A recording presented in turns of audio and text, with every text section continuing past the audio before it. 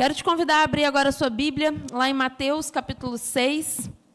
Vai ser o nosso texto base hoje. Nós vamos percorrer alguns outros textos da Palavra de Deus, mas esse vai ser o nosso texto base. Mateus, capítulo 6. A gente vai ler a partir do verso 19. Vou aproveitar e vou pedir se alguém puder trazer um copinho de água para mim, por favor. E já peço desculpas caso a minha voz falhe um pouquinho. Mateus 6, a partir do verso 19. Se você achou, diga amém.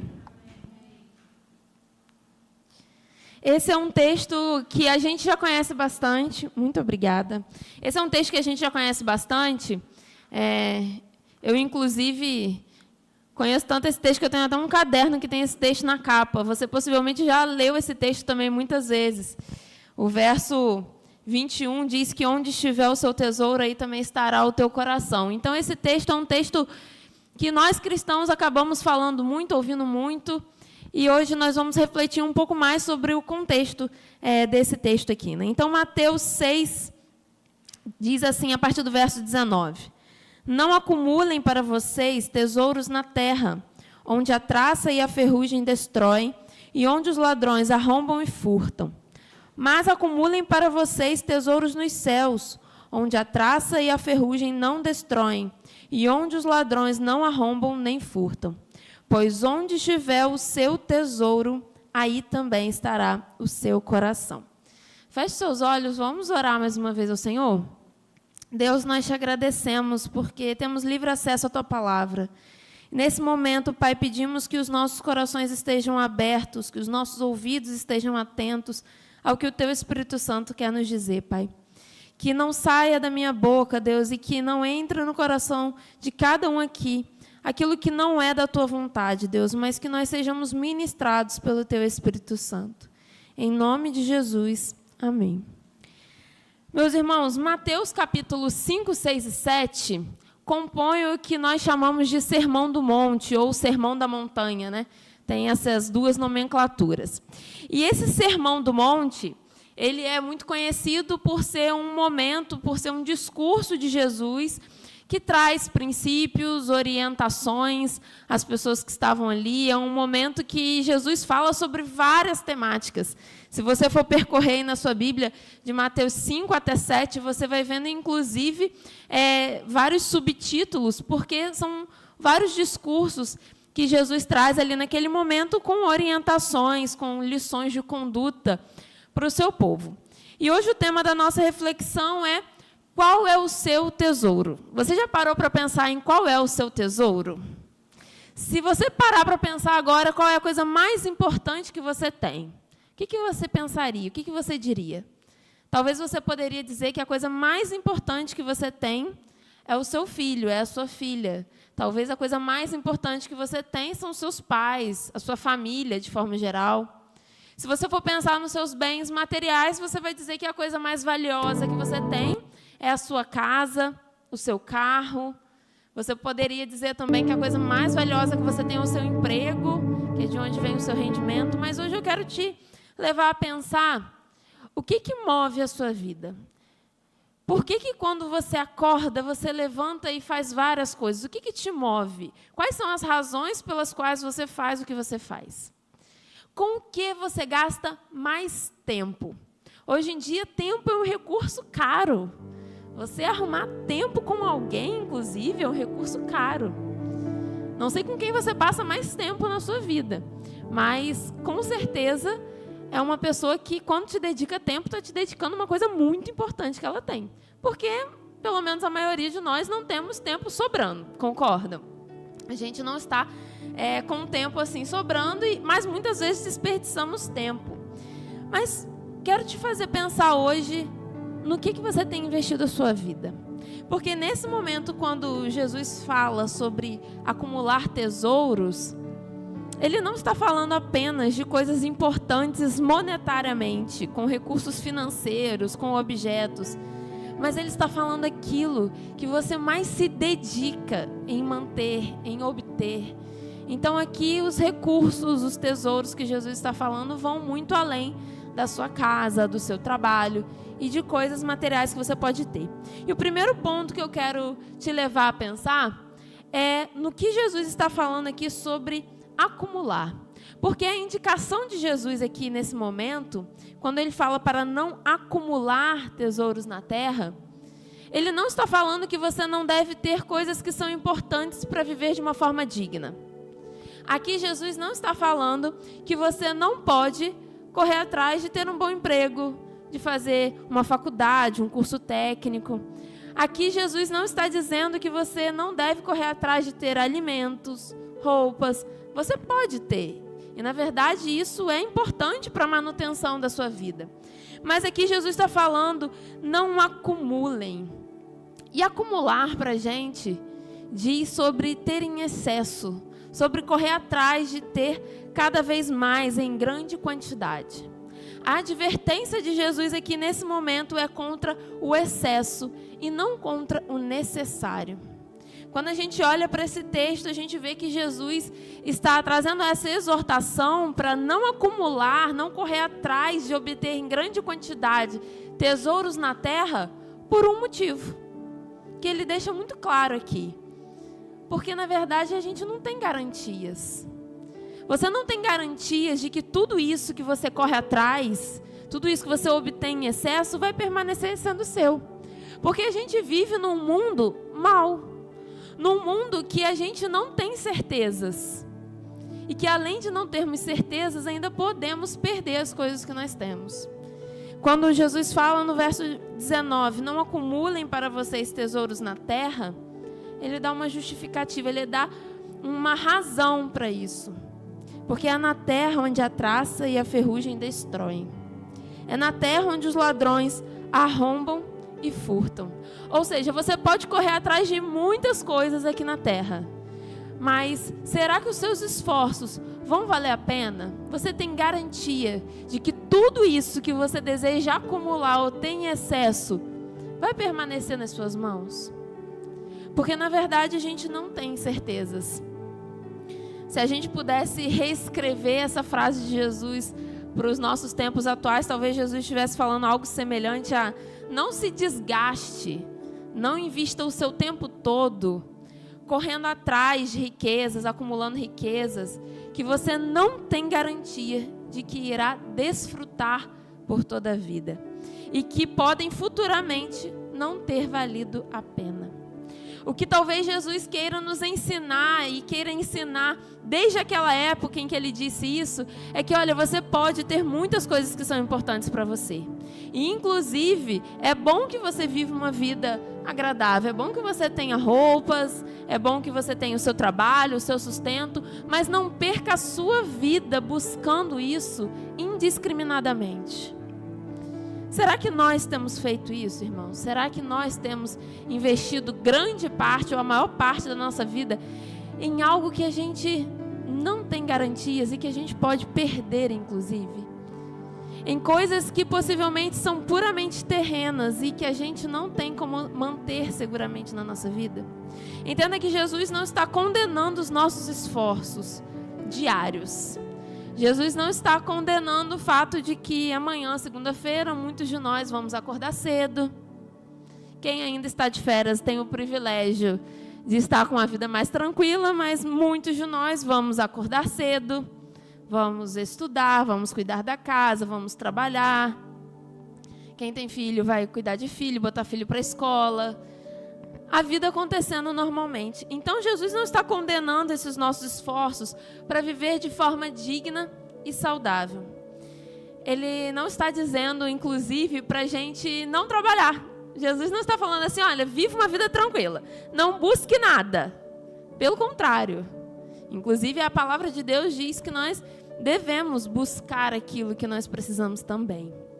Mas o que Jesus está chamando a nossa atenção aqui são para as razões pelas quais a gente se esforça. E quais são os limites desse esforço.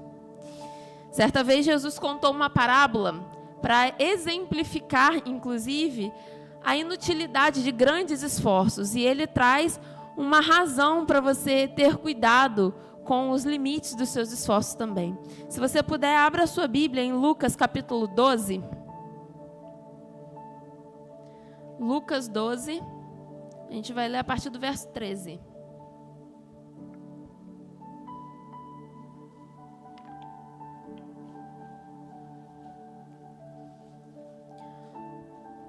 Lucas 12, a partir do verso 13. Amém? Nós vamos ler até o verso 21. Diz assim: alguém da multidão lhe disse: Mestre, dize a meu irmão que divida a herança comigo. Respondeu Jesus: Homem, quem me designou juiz ou árbitro entre vocês? Então lhes disse: Cuidado, fiquem de sobreaviso contra todo tipo de ganância. A vida de um homem não consiste na quantidade de seus bens. Então lhes contou esta parábola. A terra de certo homem rico produziu muito. Ele pensou consigo mesmo: o que vou fazer? Não tenho onde armazenar minha colheita. Então disse: já sei o que vou fazer. Vou derrubar os meus celeiros e construir outros maiores, e ali guardarei toda a minha safra e todos os meus bens. E direi a mim mesmo: você tem grande quantidade de bens armazenados para muitos anos. Descanse, coma, beba e alegre-se. Contudo, Deus lhe disse: insensato, esta mesma noite a sua vida lhe será exigida. Então, quem ficará com o que você preparou? Assim acontece com quem guarda para si riquezas, mas não é rico para com Deus. O que essa parábola está aqui dizendo para a gente é que um homem já era rico, só que ele produziu em uma quantidade tão grande que ele pensou assim: bom, eu vou ter que agora dar um jeito de armazenar ainda mais riquezas. Então eu vou derrubar tudo isso aqui, vou fazer celeiros ainda maiores. E aí, como eu vou ter muita quantidade de produção por muitos anos, eu agora vou relaxar. Eu vou descansar, vou me alegrar, vou comer, vou beber. Só que o que a parábola vem dizendo é que o problema não é a riqueza desse homem em si. O problema é que ele está tão focado em ter riquezas, em acumular riquezas na terra, que ele está se esquecendo de ser rico com Deus. Porque enquanto ele está tão preocupado em acumular riquezas e desfrutar dessas riquezas, ele está esquecendo de acumular tesouros nos céus. Então, o que essa parábola vem mostrando para a gente é que o problema não era esse homem já ser rico. O problema é que, diante dessas riquezas, ele estava esquecendo de acumular tesouros em um lugar onde ele jamais perderia tudo isso. Porque se a gente olhar para a realidade, irmãos, ele pode até fazer celeiros maiores, mas pode acontecer alguma tragédia e ele perder esses celeiros. Pode acontecer um incêndio, pode acontecer uma chuva muito forte, podem acontecer na nossa realidade. E aí ele perderia possivelmente tudo isso. Se você reparou nas notícias das últimas semanas, a gente viu inclusive o cenário dos artistas de Hollywood sofrendo muito com isso. Vários atores de Hollywood perdendo as suas casas num incêndio terrível e devastador. E aí eu estava lendo uma matéria sobre um brasileiro que mora lá, e aí ele falando que ele tinha seguro da casa, muito bom. Mas ele tinha ali riquezas que o seguro não cobria. Ele tinha ali objetos de grande valor, que foi de grandes artistas, e o seguro não cobria. E ele estava triste porque ele perdeu artigos muito valiosos para ele. E aí a gente precisa pensar, irmãos, onde está o nosso maior tesouro? Quando a gente olha para esse homem rico aqui, a gente vê que ele foi insensato. A Bíblia chama ele de insensato. Então, esse é o primeiro ponto que a gente precisa ter em mente, meus irmãos.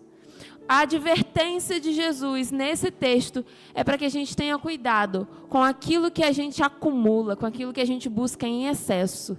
Porque se isso que a gente busca acumular em excesso na terra for toda a nossa vida, gastar todo o nosso tempo, possivelmente a gente vai estar perdendo a oportunidade de acumular tesouros em um outro lugar, que é um lugar onde a traça e a ferrugem não alcançam, onde os ladrões não alcançam.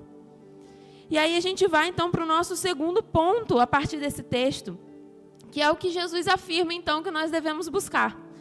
Porque a Bíblia é tão completa que ela não apenas nos diz o que não fazer, ela também nos orienta ao que fazer. E quando a gente olha para esse texto de Mateus, Jesus afirma que nós devemos buscar acumular tesouros nos céus. Mas por que nos céus a gente pode acumular?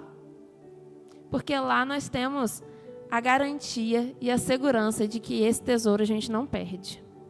Então Jesus é muito coerente, porque ele não é contra a gente acumular. O problema é que a gente acumula no lugar errado. E a gente acumula, depois perde se for na terra. Mas aqui ele fala para a gente acumular tesouros nos céus. Porque aí sim, nos céus, a gente tem a garantia de não perder esses tesouros. Mas aí a gente se pergunta, que tesouros são esses? A gente já falou aqui de coisas muito importantes, né? Talvez a coisa mais importante que você tenha é a sua família, o seu trabalho, a sua casa. Mas quando Jesus fala para a gente acumular tesouros nos céus, que tesouros são esses? E eu queria te levar a refletir na Bíblia alguns tesouros que ela nos mostra. Se você for olhar lá em Provérbios, capítulo 2, a partir do versículo 1, diz assim: meu filho, se você aceitar as minhas palavras e guardar no coração os meus mandamentos, se der ouvidos à sabedoria e inclinar o coração para o discernimento, se clamar por entendimento e por discernimento gritar bem alto, se procurar a sabedoria como se procura a prata e buscá-la como quem busca um tesouro escondido, então você entenderá o que é temer ao Senhor e achará o conhecimento de Deus. Um dos tesouros que a gente deve buscar com constância é o conhecimento e a sabedoria de Deus. Hoje na EBD nós estávamos falando sobre isso quando nós estávamos estudando o livro de Isaías. Depois você pode, inclusive, ler em casa. A gente estudou Isaías do capítulo 3 ao 6. E a gente viu um povo insensato. E que Deus condenou justamente porque não estavam buscando viver o tesouro correto, o conhecimento de Deus, a sabedoria de Deus. E aí quando a gente olha para esse texto, a gente vê que a sabedoria aqui é um grande tesouro. E isso é algo que não é tirado de nós. Hoje na EBD nós estávamos comentando que é muito importante a gente estudar a palavra de Deus, até para que a gente saiba discernir quando alguém falar algo que não é de acordo com a palavra do Senhor.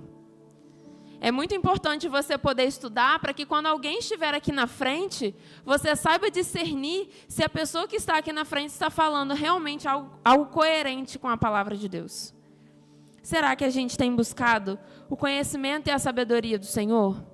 Ou será que a gente tem sido levado pelo vento de outras sabedorias, de outros conhecimentos? Nós precisamos, meus irmãos, buscar o conhecimento do Senhor, porque isso não nos será tirado.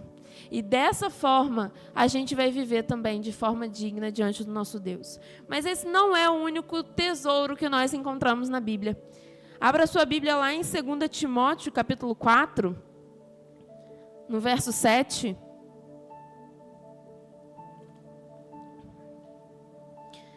2 Timóteo 4, versos 7 e 8 diz: combati o bom combate, terminei a corrida, guardei a fé. Agora me está reservada a coroa da justiça, que o Senhor, justo juiz, me dará naquele dia. E não somente a mim, mas também a todos os que amam a sua vinda. Um outro tesouro que nós vamos ganhar é a coroa da justiça. É um tesouro que nós vamos ganhar se nós realmente combatermos o bom combate. E nem sempre a gente quer fazer o esforço para ganhar aquilo que é bom, né? Essas vitórias, essa honra, esse reconhecimento. Se nós olharmos para a nossa sociedade, para a nossa cultura, e a gente nem precisa ir para outros países, a gente pode ficar no nosso país mesmo. Quantas pessoas estão buscando a fama, o reconhecimento diante da sociedade? Quantas pessoas estão buscando as vitórias e mostrar as suas vitórias para outras pessoas, entendendo que isso diz sobre elas, mas será que essas pessoas vão receber a vitória final, a coroa da vida? O que será mais importante para você? Buscar o reconhecimento no mundo, aquilo que as pessoas podem te aplaudir ou buscar o reconhecimento do Senhor, quando lê o seu nome no livro da vida e te dá a coroa da justiça. E aqui, quando nós olhamos para esse texto, é um texto tão bonito, né? E é um texto muitas vezes lido em funerais. Eu costumo dizer, irmãos, que infelizmente eu já fui a muitos funerais. Desde pequena, meus pais sempre foram muito ativos na igreja, né? São diáconos, né? Então, sempre que tinha algum velório na igreja, os meus pais iam e eu ia junto, né?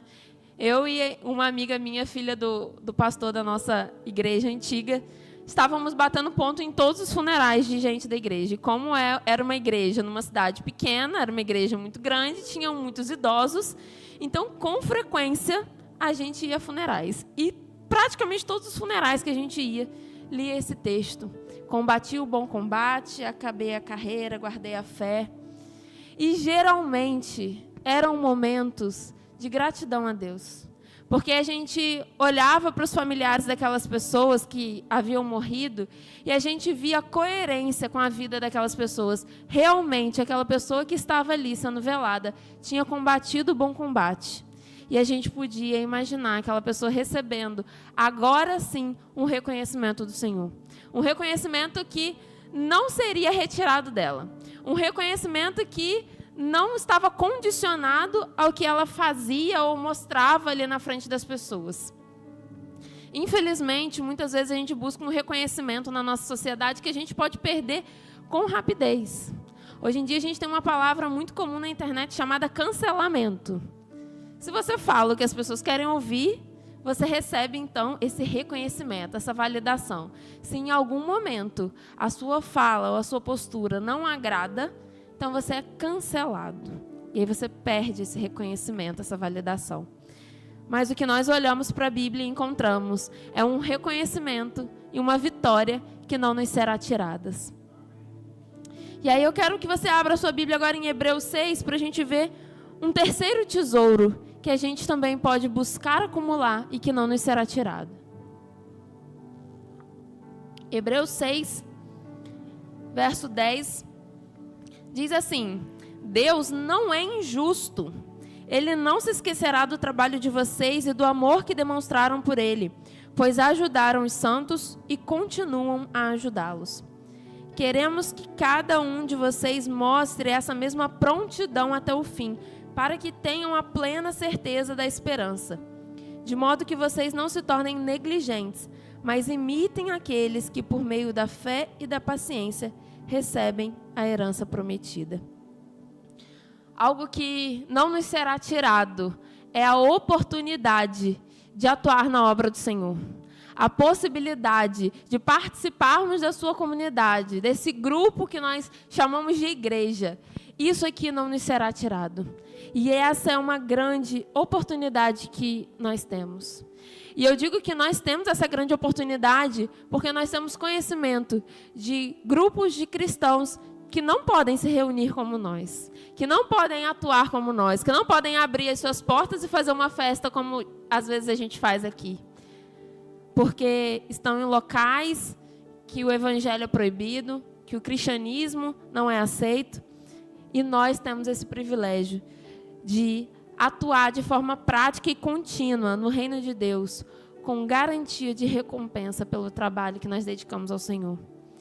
E para viver dessa forma, para viver ativo na obra de Deus, o primeiro passo é crer em Jesus. Se você olhar lá para João capítulo 6, verso 28, diz: Então lhe perguntaram o que precisamos fazer para realizar as obras que Deus requer. E Jesus responde no verso 29, a obra de Deus é esta, crer naquele que Ele enviou. O primeiro passo para a gente atuar na obra de Deus é crer em Jesus. E crer em Jesus para você pode parecer uma coisa muito simples. Talvez você mesmo fale, não, eu já creio.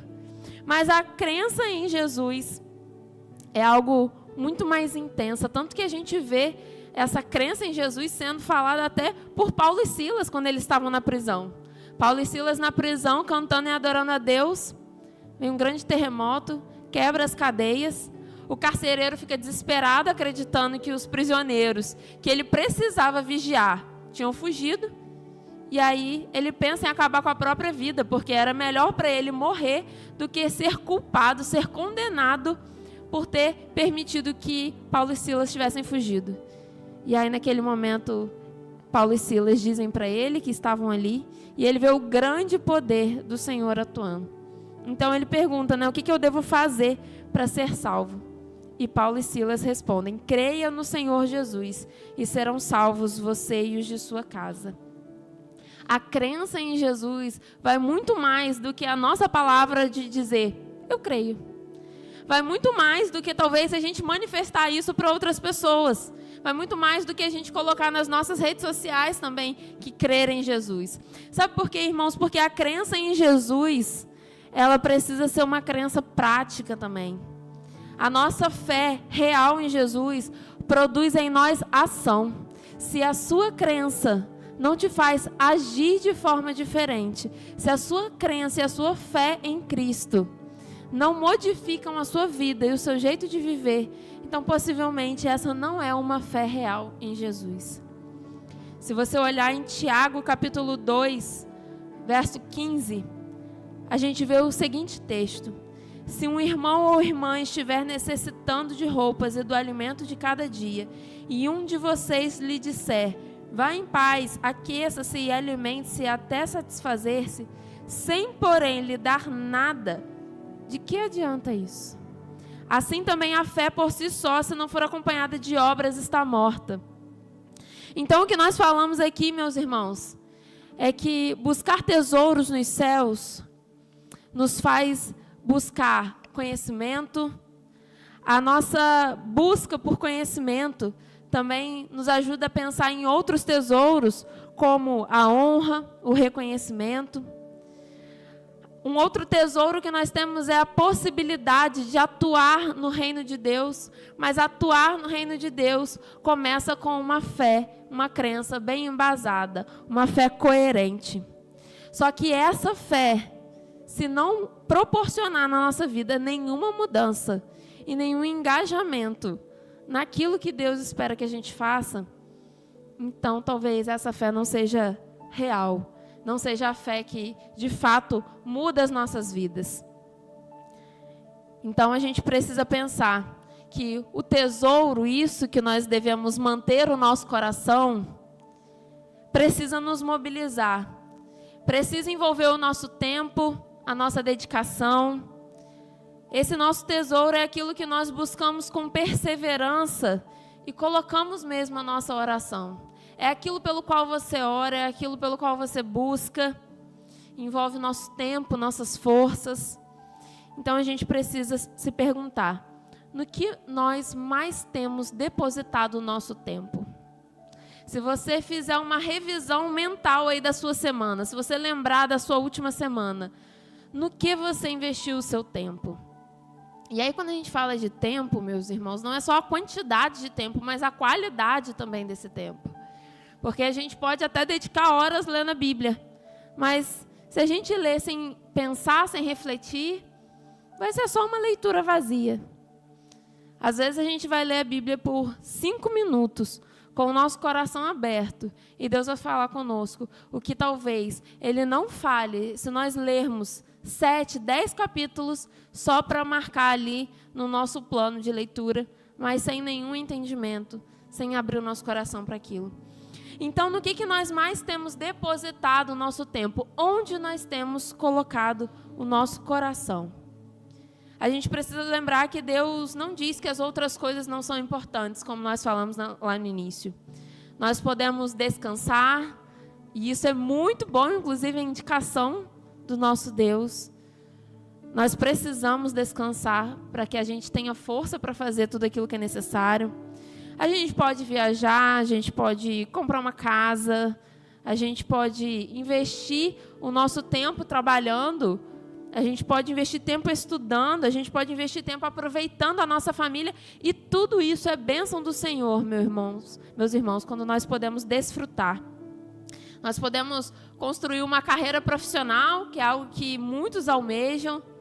Nós podemos buscar um relacionamento íntimo, que também pode ser uma bênção do nosso Deus. Mas se tudo isso buscar se tudo isso levar mais do nosso coração do que a obra do Senhor, que não é apenas a participação na igreja, mas uma vida diante do Senhor, conforme Ele deseja, então possivelmente a gente vai estar buscando tesouros na terra, onde a gente não tem garantia de que eles serão mantidos na nossa vida. Então a gente precisa refletir nessa noite, meus irmãos, e sair daqui refletindo sobre isso para aplicar na nossa vida da porta para fora. Será que a nossa vida está de acordo com os tesouros que a gente almeja alcançar? Será que a nossa vida está coerente com esses tesouros que nós desejamos acumular no céu?